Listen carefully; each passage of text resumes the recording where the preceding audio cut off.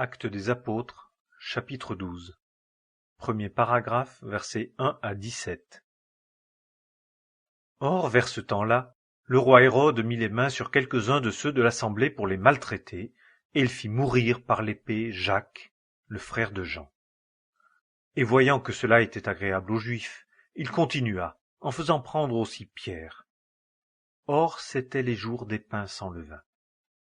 Et quand il l'eut fait prendre, il le mit en prison et le livra à 4 bandes de 4 soldats chacune pour le garder, voulant, après la Pâque, le produire devant le peuple. Pierre donc était gardé dans la prison, mais l'assemblée faisait d'instantes prières à Dieu pour lui. Mais lorsque Hérode allait le produire, cette nuit-là, Pierre dormait entre 2 soldats, liés de 2 chaînes, et des gardes devant la porte gardaient la prison. Et voici, un ange du Seigneur survint, et une lumière resplendit dans la prison, et frappant le côté de Pierre, il le réveilla, disant « Lève-toi promptement !»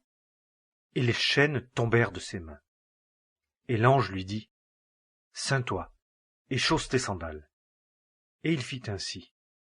Et il lui dit « Jette ton vêtement sur toi et suis-moi. » Et sortant, il le suivit.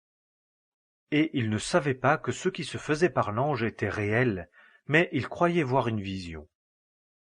Et ayant passé la première et la seconde garde, ils vinrent à la porte de fer qui conduit à la ville, et elle s'ouvrit à eux d'elle-même. Et étant sortis, ils allèrent jusqu'au bout d'une rue, et aussitôt l'ange se retira d'avec lui. Et Pierre, étant revenu à lui, dit « Je connais à présent certainement que le Seigneur a envoyé son ange, et m'a délivré de la main d'Hérode et de toute l'attente du peuple des Juifs. » Et s'étant reconnu, il se rendit à la maison de Marie, mère de Jean, surnommé Marc, où plusieurs étaient assemblés et priaient. Et comme il heurtait à la porte du vestibule, une servante nommée Rhode vint pour écouter. Et reconnaissant la voix de Pierre, de joie, elle n'ouvrit point le vestibule, mais étant entrée en courant, elle rapporta que Pierre se tenait devant le vestibule. Et ils lui dirent « Tu es folle !» Mais elle affirmait qu'il en était ainsi. Et il disait « C'est son ange !» Mais Pierre continuait à heurter. Et quand ils eurent ouvert, ils le virent, et furent hors d'eux.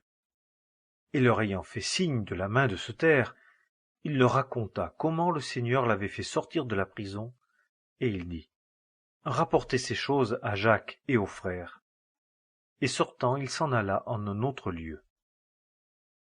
Deuxième paragraphe, versets 18 à 23.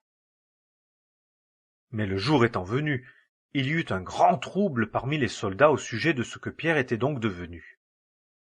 Et Hérode, l'ayant cherché et ne l'ayant pas trouvé, fit subir un interrogatoire aux gardes et donna ordre qu'ils fussent emmenés au supplice.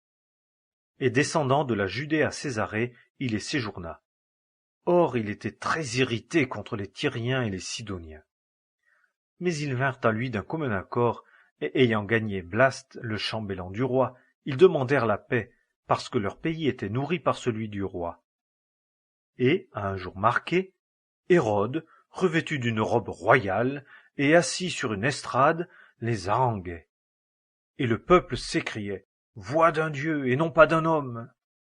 Et à l'instant, un ange du Seigneur le frappa, parce qu'il n'avait pas donné la gloire à Dieu. Et étant rongé par les vers, il expira.